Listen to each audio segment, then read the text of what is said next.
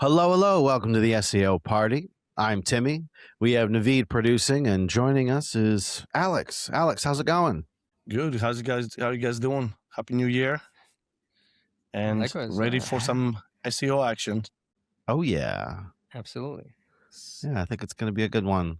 A little on the chilly side, not used to it, but I'll power through, I'm sure. So, Timmy, what are we talking about today? Artificial intelligence, AI. You might have heard of this. Please do tell. Well, it's becoming a facet in everybody's lives. Finding it, creeping in. It's becoming a buzzword. People are saying how they can, use it to study, make their lives a little bit more interesting. Maybe just write weirdo stories. Even make some money with it, and it creates a lot of questions that need answering. And joining us today to help answer these questions, we have Omer Noor and Salman Qureshi. Welcome to the podcast. Hi, guys. Good Hello. to be here. Thanks for having us. Wonderful. Glad to have you here. Welcome to the podcast. First and foremost, who are you and what do you do? How about you start some more? So I have about 15 to 16 years of experience in the SEO world. I've been running an agency here down in Dubai for about 12 years or so. And we've worked with all kinds of clients across the globe. So it's been quite a roller coaster, and it seems like the industry is up for some changes with AI, and all of us are pretty excited about talking about that today. But yeah, in summary, agency owner for the last more than a decade now in the SEO space. Yeah, and to add to that, I think Umer and Salman they're from a company called SearchEdge, which is what Umer will explain what you guys do there. Absolutely. So, yeah, like Salman said, we were sort of tracking the industry and a bit ahead of the curve, especially when we saw voice-based search coming up as to how it will be rendered and what does it mean for the SEO agencies and the brands at large. We started with a few pilots and a few clients, especially on Salman's end, and I've been consulting him on some of those projects. And what we've observed is very different from the world of SEO. It's interesting. It's a really new customer dimension in terms of how customer asks and how the answers are given. I think agencies and businesses still have a lot of misconception, thinking that AI search is maybe SEO 2.0, which it really is not. Your success matrices, what you're going to be looking for, how the customer engages is so different that it really requires a different strategy. And it's been a fun roller coaster so far. The market's been moving at breakneck speed. And then this is going to be foundation for your agentic commerce as well. So go figure the importance of it. We're seeing CMOs telling us, clients that we consult, that there's a significant drop in the organic SEO traffic. Where that goes, where this ghost traffic is going, I guess that's what we're here to talk about. So fun topic, guys. Looking forward. 100%. Wonderful. Yeah, so I'm interested in knowing more about GEO. What is it? Could you explain it for us? Absolutely. The wrong way to think about it will be an extension of SEO, because GEO stands for Generative Engine Optimization. And right there, the word generative just tells you what it really is. You see, in SEO, when you ask even a long tail keyword, right? It's Google's going to give you 10 blue links to go do your own research. Generative engine optimization, the reason it's called that is it generates the answer. It has its own opinion. And as a brand, as a company, how you check as to how are your brand mentions when a customer asks for a product or a service, that you offer, how are you being mentioned? Are you favorably mentioned? Are you losing to your competitors? So that's the new game now. And essentially, it's about the content that is out there. Like how does ChatGPT, how does Perplexity just conjure up the answer? It literally takes in all the relevant content out there and synthesizes it, rationalizes, reasons it out to your intent in your prompt, in your question that you put into ChatGPT, right? And that's where the generative word comes in. And then generative engine optimization, essentially, you're trying to optimize that content to favorable answers for your brand, your service, your product. So that's, if I can say, the synthesis of the GEO, Generative Engine Optimization. Just to piggyback on what Umer just mentioned, if you think of SEO in the olden days, it was the search engines and the SERPs, the search engine results pages, were where the intent lived, right? So you had intent from a customer, he's searching for something, your blue link shows up, you click on it, and maybe you make a purchase. With GEO, what we're noticing is, what we're seeing is that the LLMs are where demand actually lives, not just intent. And we can see entire user journeys go from a very early stage in the buying journey, like awareness, right down to ready to make a purchase stage. And that's where all your demand is housed nowadays. It's on the ChatGPTs, the Perplexities, and that's where most of the smarter companies are moving towards. That's interesting. So from your understanding of Geo, like what I know you did mention this, but like what's the real shift? Would you say that people are missing, right? Because there's again, like I said, Umar also said it that people are going to confuse it with SEO and how search is done. So what's if you were to put in brief words, like what's the missing thing, the link? To explain that, Naveed, the best analogy oftentimes I give is think of SEO as a billboard as you drive by and you hope it catches your attention. GEO is essentially you're a consultant sitting in the back seat, influencing or giving the direction. When you think of GEO as a company, as a brand, think of influencing the answer so that you and your brand, your product or your service gets recommended. Think, influence, and getting recommended versus visibility. That is the most foundational and fundamental thinking difference that we need to have. Once we grab that, that's how you're able to, okay, then the prompting framework, all those things come second. But first and foremost, you need to think of intent and influencing that versus just visibility. Naveed, if you don't mind, I'll add a few words to this. When we talk about GEO, we're basically talking about a very nuanced response that the LLM spit out, right? It doesn't give you a one-dimensional search engine results page and you click on one of the blue links. It's giving you a nuanced response to your question, and it's tailoring it to your prompt, and it's tailoring it to who you are as a person. Now, when that happens, there are more dimensions added to the equation here.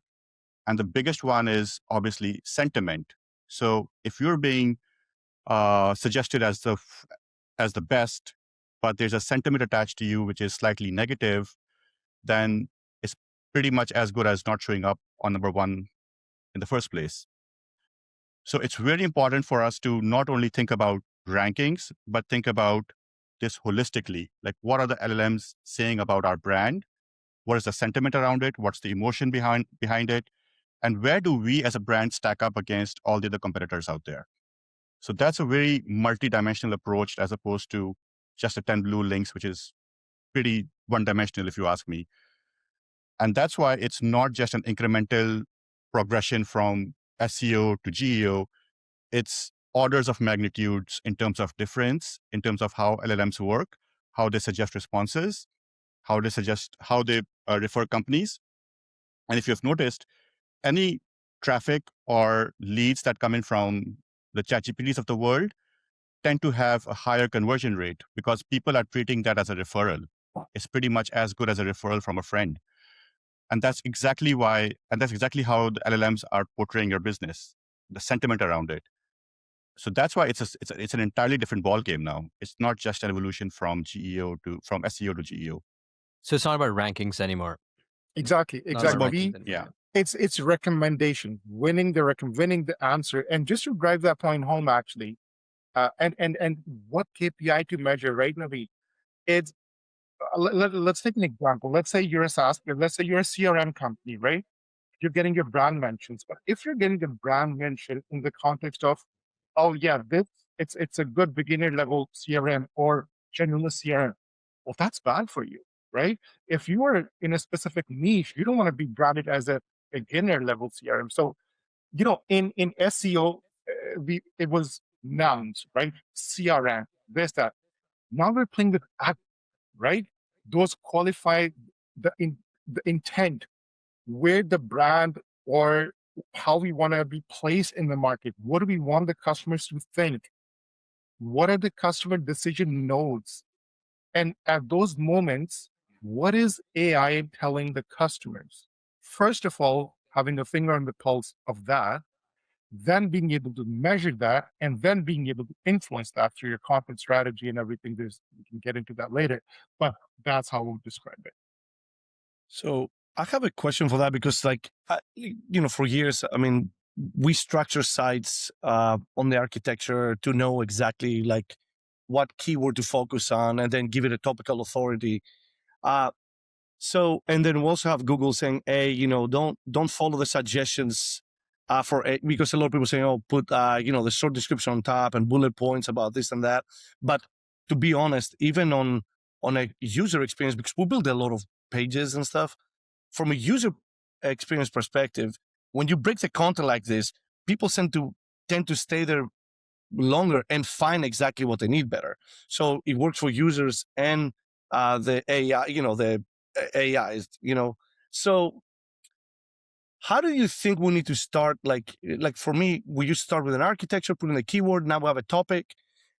Do you think that's a technique that's going to go away, or do we still need kind of like a foundation on structuring these web pages and a website, right, to know the topical authority around it? Yeah.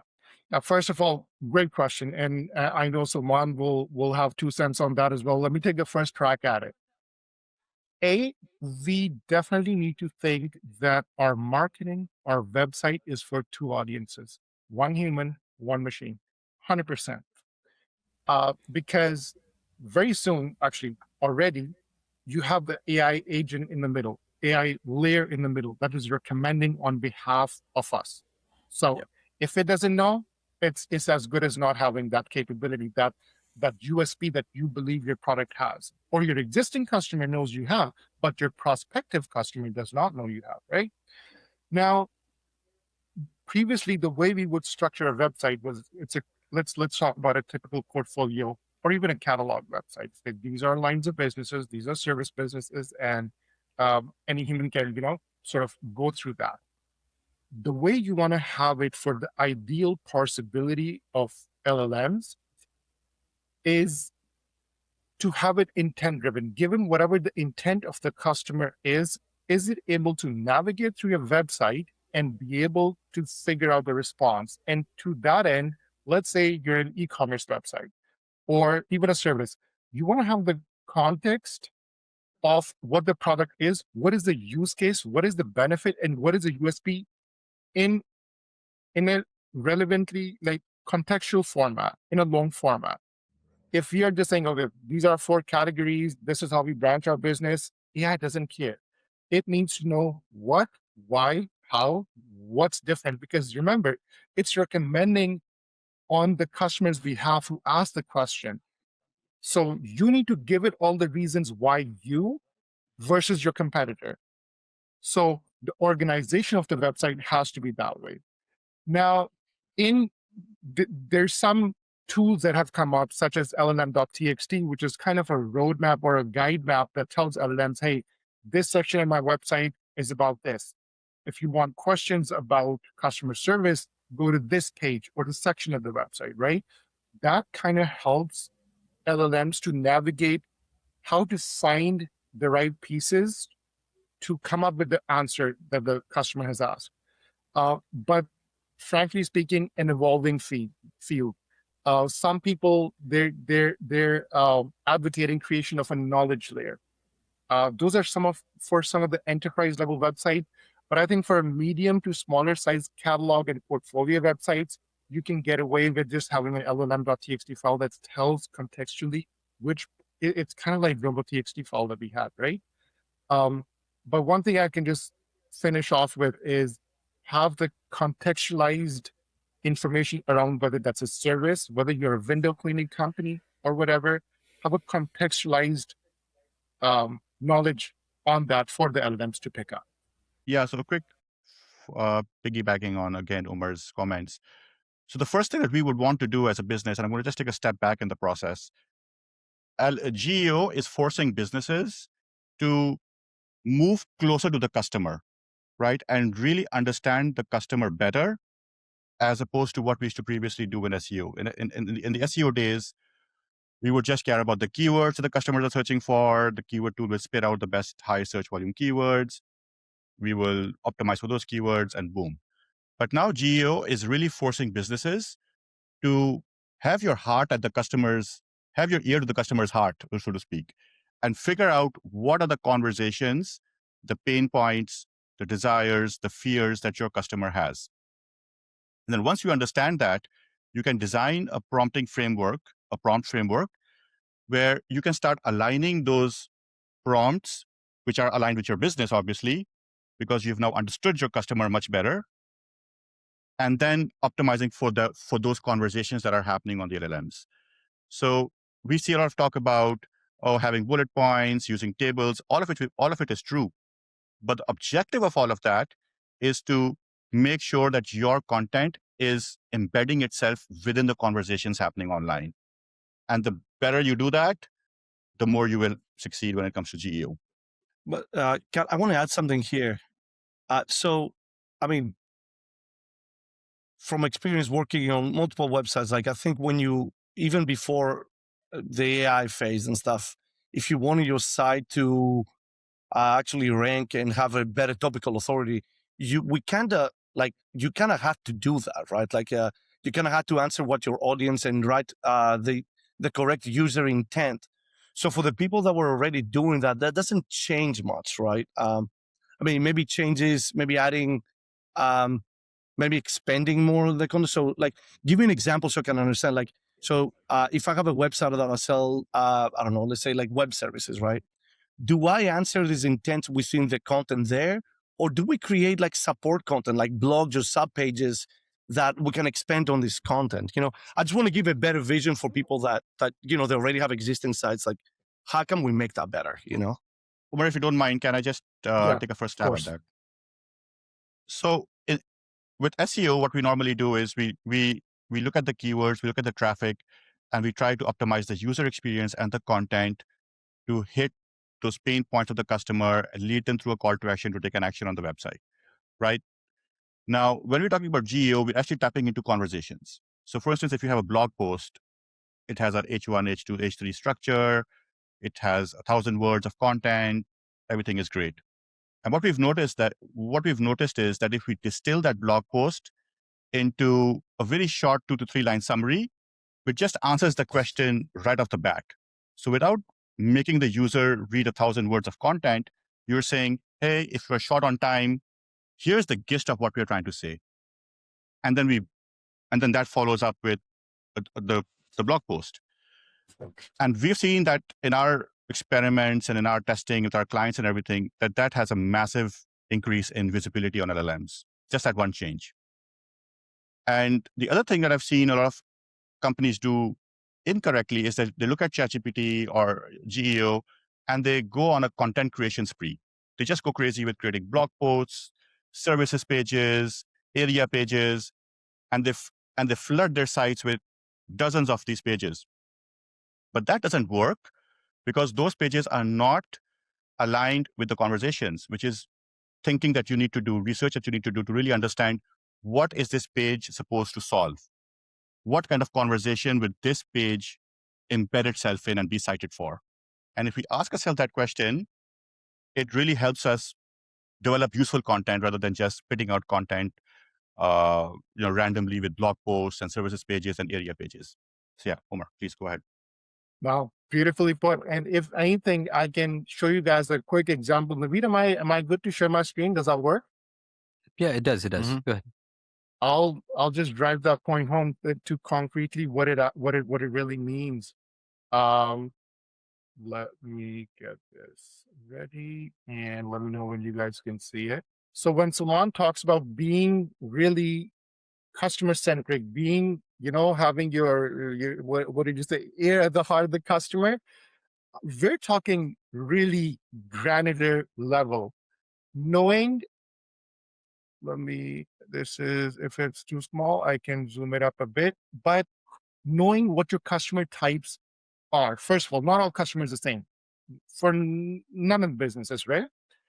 At the awareness stage, what are the kind of questions they're evaluating you on? They don't even know right now, right? So what are those questions where you want to be appearing? That if you're not appearing, you're losing. So, right? So you draw your prompt sets on that. Then in the consideration stage, whether it's pricing, whether it's the package, what you offer, what you don't offer versus your competitor, there's a prompt set on that. And then decision stage. And you got to do this with each of your key personas, right? And that's what's going to help you. And then when you sort of run those prompts as okay, I'll explain a little bit of process overview here as well as we go along. Essentially, what I'm talking about is having a prompt portfolio that covers, and this is the key point, semantic neighborhood of your buying decisions. What are the customer buying decisions, points, and stages for your brand, for your business? Understanding what are those questions, and then what is AI telling them about those? How is AI answering them? And how are you as a business being framed in terms of just a mention? Or is it the right mention? Like the example I give, right? CRM, beginner CRM. Hey, that's bad for me. I need, specific to my industry. So you run it on your top LLMs, ChatGPT, Perplexity, and then you analyze the citation map. Remember, LLM doesn't have a mind of its own. It conjures up answer based on the available content out there, right? So where does it go? And that's the key point. Where does it go to conjure up that answer? And are your sources, is your website cited or not? And now I'm connecting the point back to Salman. This should inform what type of content and chunks of content you should have on your website. Now, remember, you're only going to have a 20 to 30% impact on citations. Majority is going to be third party, right? And that also then informs you what is going to be my third party content strategy. What do I need to have? I am, let's say, falling behind in terms of visibility on this aspect of our business. Customers think the product is either too pricey, worth the value, whatever that may be. Now you get to sit to the levers that you have. How do you uncover those levers? It's those citation sources. If I can come here, it's those citation sources that ChatGPT or Perplexity or Google AI cited, right, to make that answer that you didn't like, right? Or maybe you like the answer, you just want to continue to be cited. But that's what's under the hood. That's how you uncover. And at the heart of it is, can you make a prompt set that truly reflects your customer's journey, their decision points? We were talking about cruises, right? And one person's key point of decision is, do they have a daycare? Can I just hand off my kids and enjoy the time with my wife? That's their key thing, right? One person wants to know, hey, about some food item or something. And when you're at the heart of those questions, how is AI answering them? How is your business framing in? That's what you want to have a handle on. And that's the sort of core of the strategy that we employ in these cases. Sorry, a bit of a long-worded answer, but I hope I figured it'll be good to give an example to see really what's under the hood and how Yeah. you do it. And this is great. And I want to ask something here so I can again clarify. Like I saw what you did. You took a resort, broke it down from based on what they have, like the different water parks and this and that. So now, and you identified all of these like search queries, whatever that people might give into the LLMs by if they're informational, navigational, transactional, all that good stuff. So are these questions now let's say that we have these questions like from data from our clients, like do we add these on our existing pages, or do we take these and create additional content pieces like blogs and stuff like that? What would be the easy strategy? Somebody already knows the questions, like around businesses I have about 200 questions people ask, right? Do I take these questions and I add them in my existing content, or do I create long format content with and make it and build it for LLMs to help with like actually be found more? So those questions that I was showing, they are just the prompt sets. The purpose of those questions is to uncover the sources and the citations that AI is using to answer, right?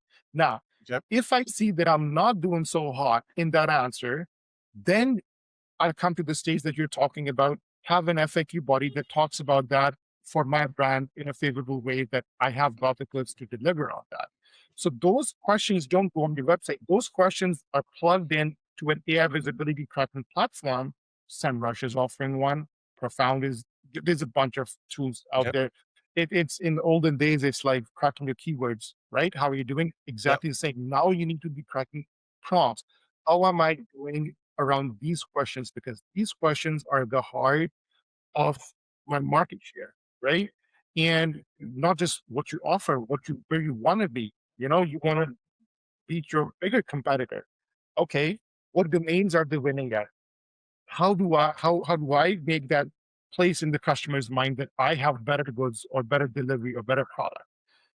So yeah, those questions don't essentially go on the website. They go into the visibility tracking platform. If you're not doing good, so on some of those parts, then you try to have that narrative in a long form content or an FAQ on your website. Okay. And then that's not going to be enough. You need to be doing content outreach and link building, right? Yep. To the right sources that give you relevance, authority, and credibility. Those three things have to be in sync. Goes back to the point Salman was making. Your PR matters as well, because you may be the cheapest, or you may have the relevancy to the solution as you have the right solution, but maybe there's a negative brand sentiment or something. ChatGPT may drop you from consideration. So all kind of connects together. So it's not So- it's not it's not like throwing. I'm sorry, Alex. It's so no worries. from what I gather, it's not throwing a bunch of prompts at a tool, right? And do that. So there's a lot more to it, right? Because that's what I see people doing, right? Is let's just throw a bunch of prompts at the tool and see what happens. So there's a lot more when it comes to strategy that you have to factor in. Alex, I'm sorry, you were saying something? What I was trying to say was, for me, is like because what I like to do when I'm in this podcast, I like to give like people some idea on how to structure the stuff, right? So how does one start to come up with these steps? Like, does one know what people are searching? Because I know you mentioned Profound and SEMrush, and do you start with the prompts first and then see if you're included and then try to work a strategy to be included there? How is the strategy? Like, how do you guys do that?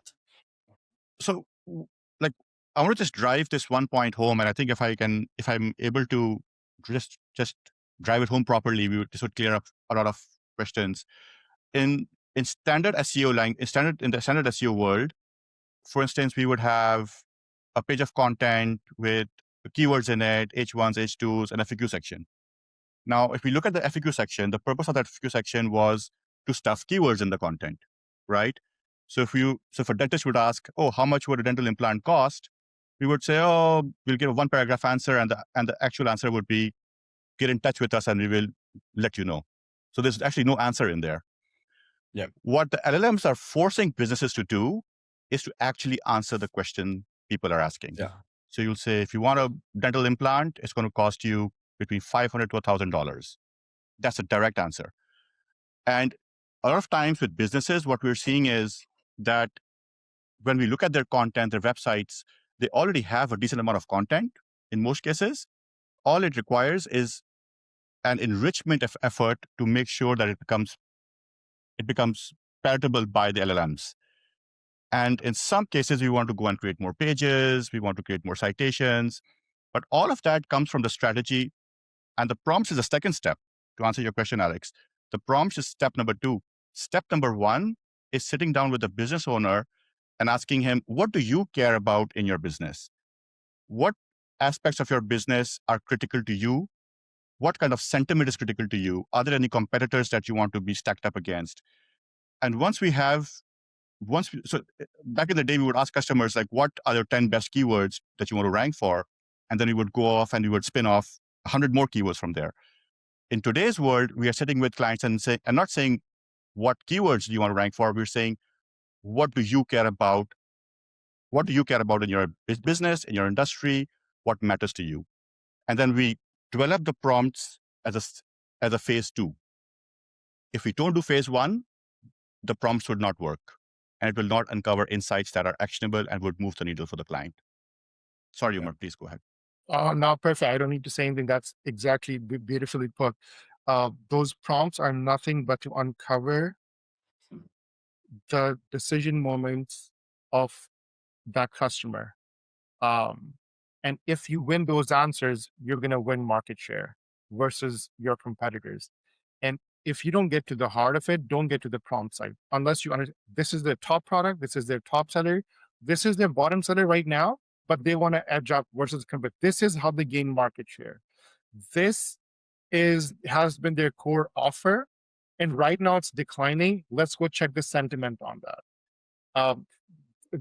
The key USP of this key product of theirs is not being mentioned in the AI answers. You uncover all that, and you can only do a good job at that if you truly understand the customer persona, their stages, their points of consideration when they compare that business versus the competitors, and then trying to see what are the citation sources that influence that answers, and then building your strategy. So yeah, as important as the prompting step is, the step before that is even more important to truly understand the business, customer, sector, use cases, competition. Yeah, that's one.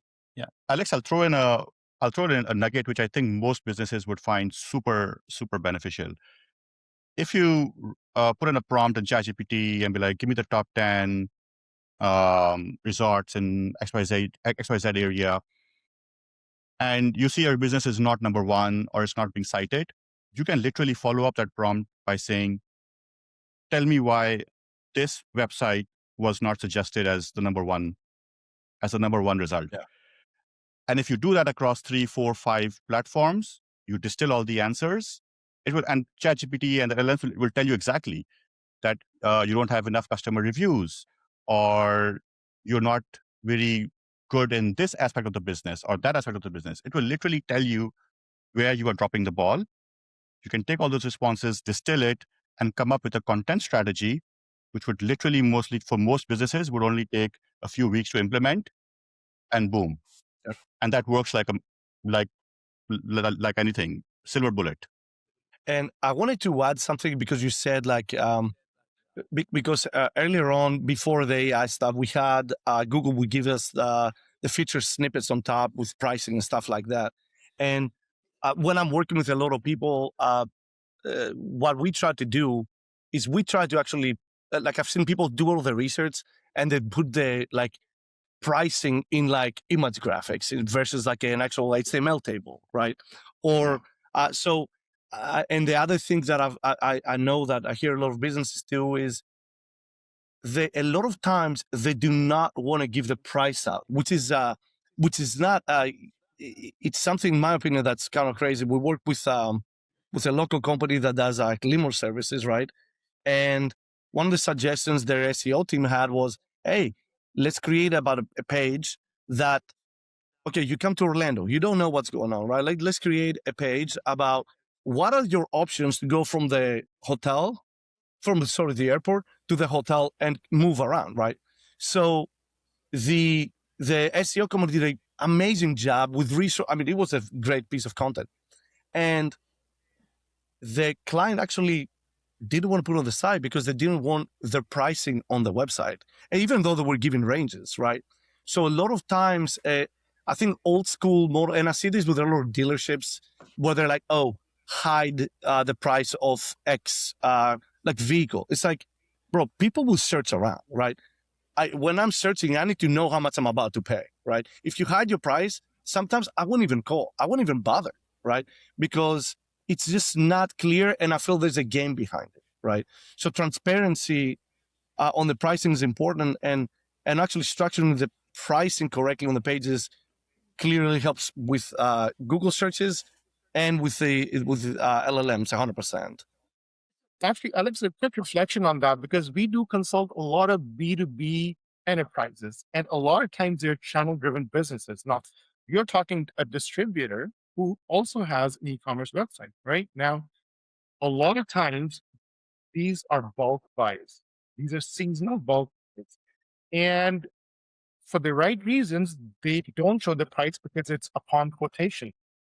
But exactly what you said, this does, in terms of agentic commerce, if you don't have the price, you're just not going to be considered in the data set. So this puts them in an even more trickier situation. You got to have the price, because the question, and again, this is all about how detailed and comprehensive your prompt set is. If you have prompts that talk about, okay, this is my budget. Let's take your example, right? I want to have the hotel. I want to pick a good restaurant in the middle for the layover, and then I want to do XYZ. This is my budget. Do you think ChatGPT can factor in the business that didn't even mention the price? How could it? No. So you lost consideration. Yeah. So this is a moment of thing. Like they can have a think about that. Price behind login for channel-driven businesses is going to be more and more an issue. So yeah, like I said, it's such a fast evolving field that, businesses, they're adjusting, they're adapting. And it's not giving anybody enough time. I was just checking yesterday, if you use ChatGPT Research Assistant, it's making you tables. You ask a small little question, it will make the whole comparison versus its competitors, price to USB, to ease of use, to technicality, to reviews. Man, nothing's hidden anymore. You gotta have you're gonna be on top of everything. User generated reviews, Wikipedia, what you say on your own website, what third-party sources say. And one thing I'll say is, what the third party says, 80% of your citation bulk is going to come from third party. So guess what? Link building got a whole lot more important, because nobody cares what you say about your own business. It's about what others say that's going to be factored in. But right kind of link building, you need to first understand what is your strategy. What is the sentiment you're trying to change? What is a qualifying criteria or USP that you want to make sure is considered in the answers? And in order to get that, you're going to have that prompt set that we talked about. But yeah. I want to ask you something, guys, because I actually, like for example, Naveed mentioned my trip that I took out. Like, my wife plans all of our trips, right? And now with the AI, she planned our last trip. We found a resort that we wouldn't have found in Google search results or in all of these places that promote the biggest brands, right? She found the correct flights, the times, and we had one of the best trips for the best cost I've ever had in my life, right? And we found some resources so we found locations that they're more for locals, and there were locations that they were amazing, right? So the experience is amazing. My question is, what do you guys think will happen? Because I know at some point advertising will have to happen in there, right? They're going to have to start advertising.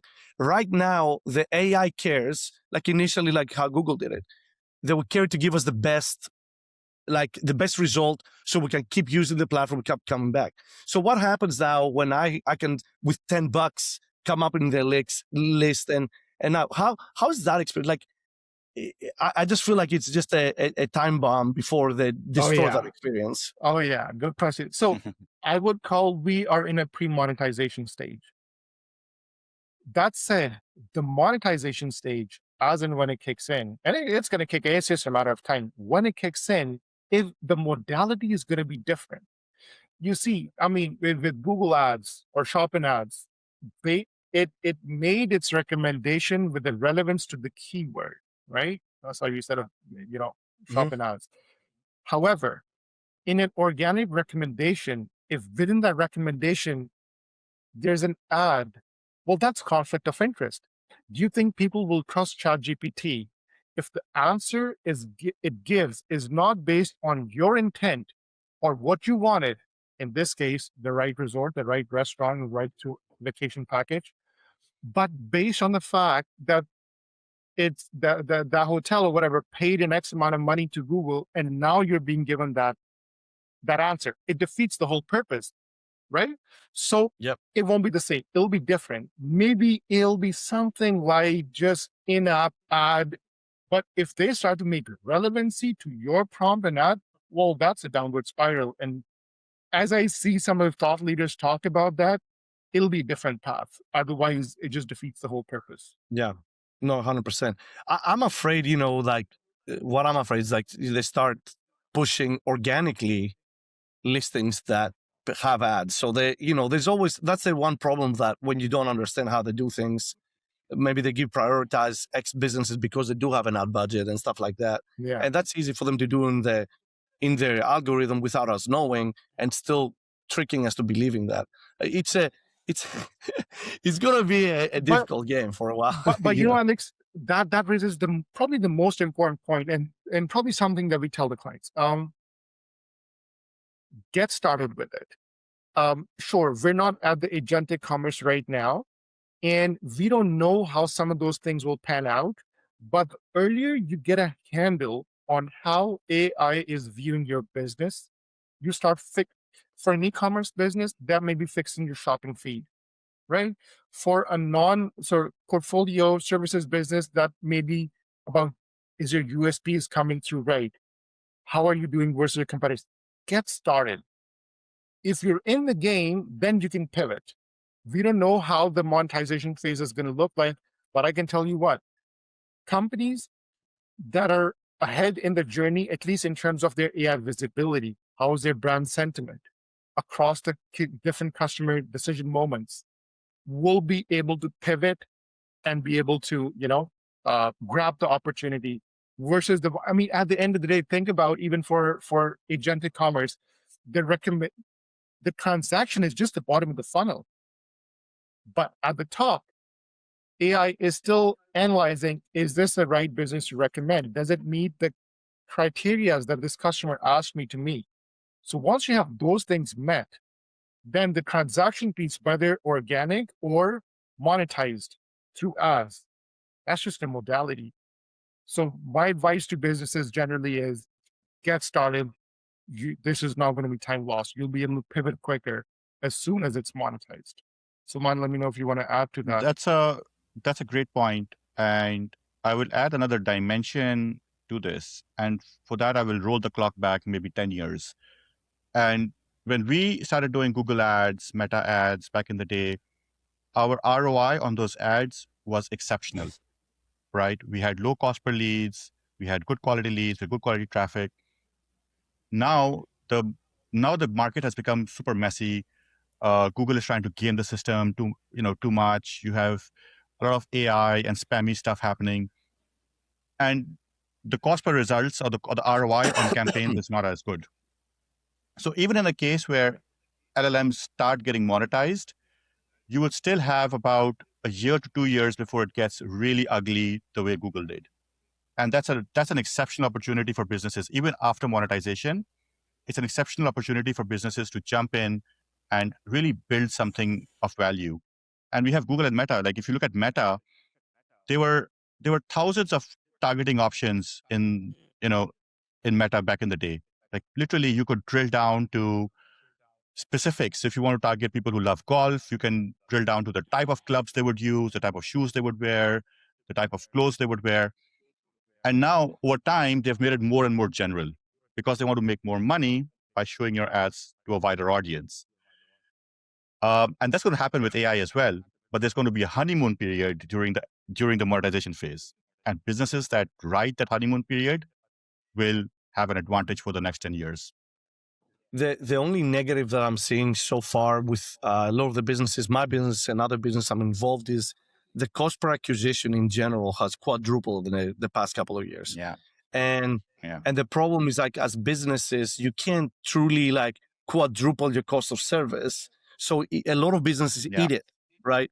And it's becoming like insane, like the cost per acquisition. And also, as you said, with Google, like a lot of spam, a lot of stuff that's, even though they're targeting the right keywords, like you still have a lot of spam and items that, I don't know, like it's hard to be a business nowadays and enter this world unless you start thinking ahead and talking about, thinking about AI so you can monetize it now before everybody else.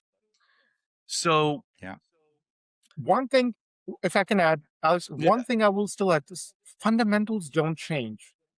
Understand your customer. Like, even for keywords, the digital marketing manager could do the keywords. Prompts, you cannot. Go talk to your salespeople. They will tell you where a sale is lost. Nobody will tell you better, insightful stuff as to what the customers are thinking, what are their alternatives, where are you losing, than your salesperson, your account manager, right? Speak to them, understand those things, and reflect that in your prompt set. Otherwise, and this is something Salman emphasizes a lot, the churn in GEO is going to be invisible. See, in SEO, you could see you're ranking on freaking page 10, right? Clear as day, you didn't get the traffic. In GEO, you're going to lose and you're not going to know that you're losing. It happens behind the session, right?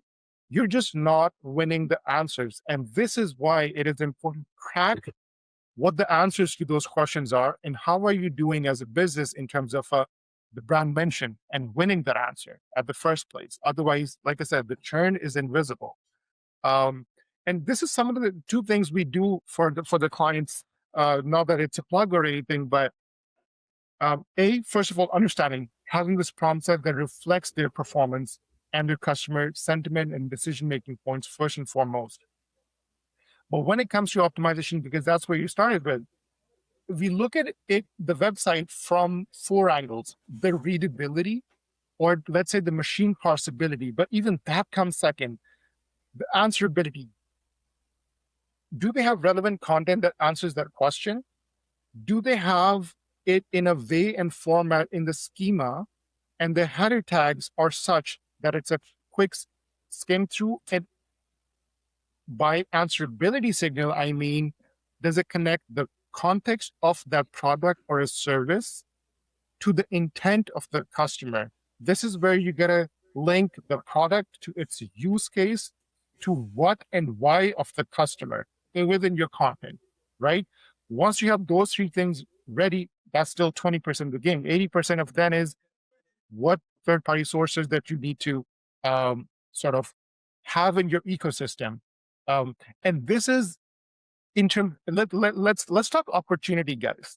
This is like an amazing opportunity. And let me give you a very specific example, again, connecting to the SEO context. SEO was a black box. All we had was a bunch of best practices that, if followed, hey, this is a good link building strategy. This is keywords. But what goes on behind the algorithms, you never knew. You just knew what is a good link building. You followed that strategy down to the T and hope for results. Well, that's not the case in GEO. Like Salman said, whatever answer it gives, you can ask it, what sources did you cite to get that answer, right? Where is that negative sentiment exactly coming from that made you lose the answer? And now you have a game plan. So information is all out there, which we did not have in the world of SEO. And this is under the hood technical things that a business needs to understand.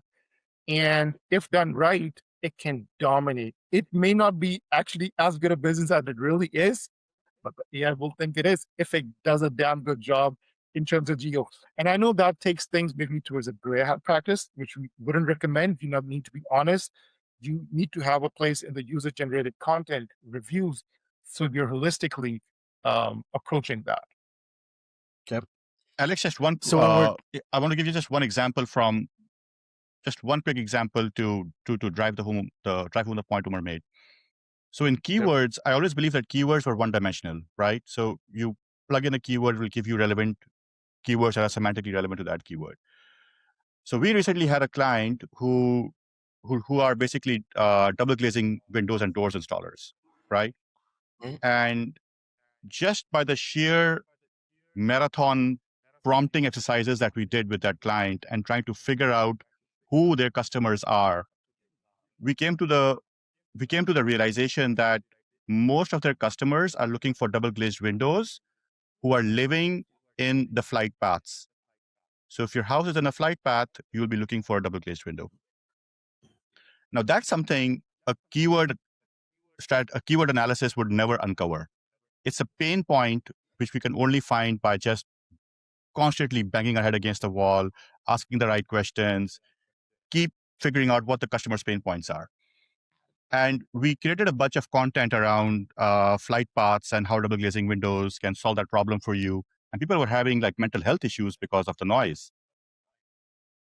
And it took us literally like 6 to 8 weeks to start generating LLM traffic, which is super high quality from those keywords, from those prompts, because people were actually writing in LLMs, oh, I live in a flight path, what should I do? And they didn't even know that double glazing windows or double glazed windows are a solution.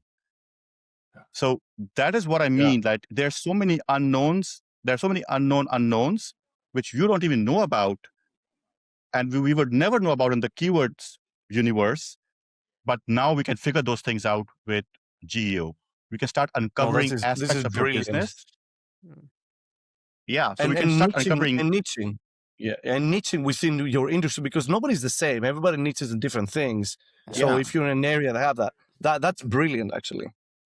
I need a double glazed doors for my snoring. I need a double glazed donut. Hey, so we were talking about businesses and what they cared about. What if the business only cares about revenue? They care about the money. So how do you make GEO relevant for business owners who are they're mostly eyeballing revenue?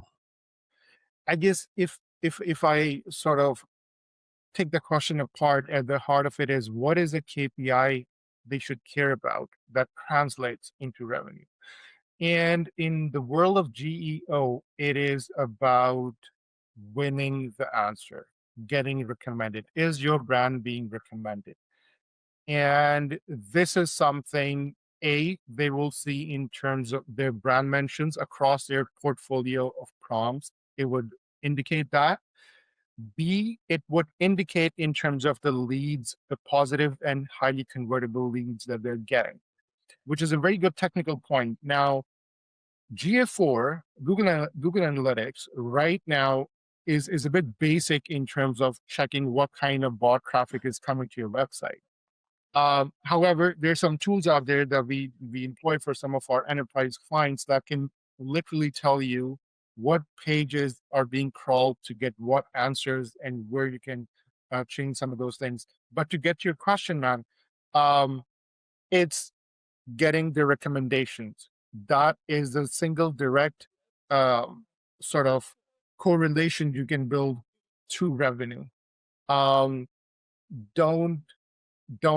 rely on just visibility signal, like the CRM example I gave, right? Hey, that CRM is being mentioned, but not in the right context. If anything, being mentioned as a generalist or beginner level small team CRM versus a specific tool, that's a customer churn. So that's a recipe for disaster. So knowing what are the points where you're going to win the customers, and are you winning? There are ways to track that. You got to have the right prompt. You got to have the right KPI, which in this specific case is going to be citation share, which tells me Are you able to influence this answer? And then are you winning the recommendation? It will literally tell you that you lost, like with the right tracking tools. The one we use is Profound. They're one of the best out there. It will tell you that across 200 prompts, you won the answer in 40. That 40 will, a lot of those will translate into traffic or recommendation, but I wouldn't put too much focus on traffic. You're winning customers' influence. Think influence, not traffic. And I know that doesn't directly go at the heart of the question. Trust me, I know, because customers ask that. And this is what I tell them. Win the recommendations. Are you winning the recommendations across all the key customer questions? If you're winning that, you will see it in your revenue statement, let's say. That makes sense. Let me ask you guys. I think one more question because we're gonna run out of time here pretty quick. So from hindsight, like when I'm looking at it right now, GEO, looks like content optimization, if you will. Like, is that what it is? Like, could you talk about like what's going on the inside? Like, what are the meat and potatoes? Because when you tell me it's textbook content optimization, right? Because we hear about this all the time, right? Because we're all content marketers, we can call that out. But can you maybe elaborate on that? Yeah, and I'll make it quick. But what I'll do is I'll just quickly share my screen because I had a slide presented to a customer on that, and which is this one. It's this. Other than that, there were informational keywords, commercial keywords, transactional keywords, and what have you. It's this little piece, generative. A customer can actually, Alex gave the perfect example. I'm making a trip. Now go figure. It has to generate an answer. Now, this is where this piece comes in, Naveed. Chunks. LLMs are going to take content chunks to make its reason. So do you have the right content with the right relevance and authority signals that would influence the answer in your favor? So in a way, I would say, yes, it is still really about content, but very strategic content. You have to have like 3 phases of, like Salman talked about, the research, understanding what the customer wants, where are you losing, and that should inform your content strategy. So just content strategy in and of itself, I would say, has become multi-tiered. The basic content strategy of let's get this kind of links, high authority, this relevance is not going to work. If that content strategy is not rooted to the questions your customer is truly asking, and building you up as an authority or the default answer or winning the sentiment, then that content strategy is wasted effort or wasted money if you're doing some fancy publication. So yes, but with the right strategy behind it, if that makes sense, Naveed. Naveed, if I could does. also chime in really quickly. Please. So we used to do content strategy optimization even before the LLMs. But what we were optimizing for before was keywords, semantically relevant keywords, general keywords, short tail, long tail. Now what we are optimizing for is customer pain, right? And when you have these two dimensions really clear in our minds that we are not just focusing on keywords, we're trying to optimize for a certain pain point within a customer, your content strategy changes really drastically, right? Now you're not just looking to pump out blogs targeting a keyword, you're trying to solve a problem that your customers actually have. And you're trying to think through, as Umar said, what stage of the buying journey does this customer sit in and optimize for that end. So just wanted to add that bit. No, that makes sense. That's great. Timmy, did you have something? Yeah. So just as we're wrapping up, if there are any CMOs listening, what would you recommend? What is the one thing that they should start doing within the next 90 days, say, regarding GEO? Well, if it's a CMO, I'm assuming that's an enterprise level organization. 3 things. A, get started. Start playing with the prompts. Start plugging them in the right platform to see where you are as a brand, as a business. But don't have just digital marketing manager make up the prompts. Understand. We had a client, and to really get at the heart of the right prompts, we uploaded all the data that has been coming through their customer service department, the customer calls, queries, because they were reflected of how the customer approaches them.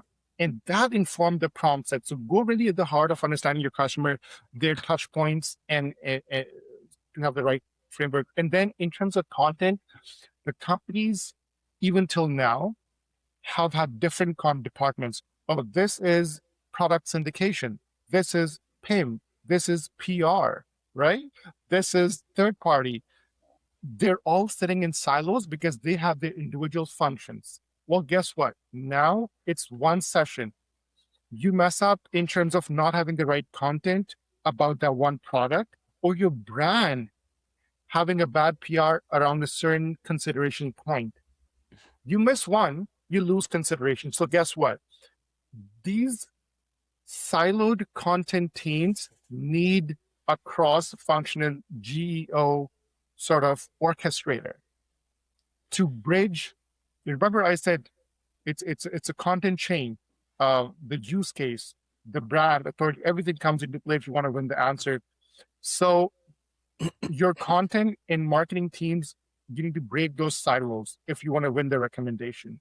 That would be the other message. And B, get started.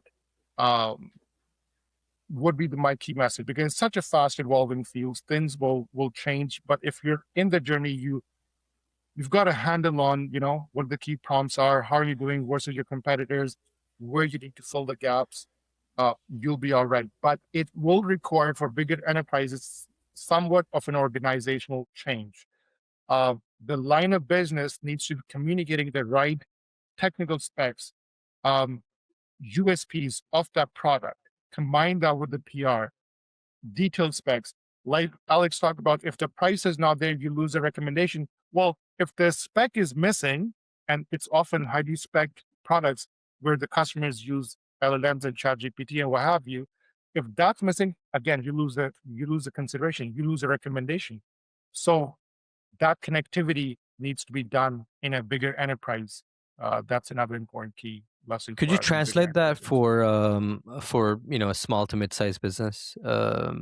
I think the same things apply, but just if you could do that, I think that would help our listeners quite a lot. Well, yeah. If anything, 100%. Naveed, if anything, the smaller businesses have an easier job, and as long as they can think from the mindset of from the awareness stage to consideration decision, the content that's needed should be at one place. And it's to be not only just your website, but your third-party citation sources. You need to know what is the ecosystem of third-party sources that you can influence. You have an indirect influence on things like user-generated content, such as Reddit and everything else. But then, depending on what industry you exist in, you have similar publications. You need to leverage that. Like I said, Naveed, link building the right content, right partners or content partners echoing your message became a whole lot important in GEO as it used to be in SEO. You can toot your own horn all you want, but it's a third party sort of citations, how they view your brand becomes all the more important. So a lot of work ahead of us. And whoever's just picking this up first, fast, has a whole lot of ground and dominance to enjoy in the shorter run, especially with the pre-monetization phase, guys. They'll dominate. I think you need a lot of intestinal fortitude to be able to do that. So I think now's the time, because I think this year would be setting the ground for what's the future. So wonderful. Absolutely. Umer, Salman, thank you for joining us. Guys, this was a pleasure. Thank you for having us. Pleasure. Yeah. Happy to have you. Alex, always a pleasure. Same here. And that's the end of the episode. Thank you all for watching. Like, share, subscribe, all that good stuff. We'll see you next time.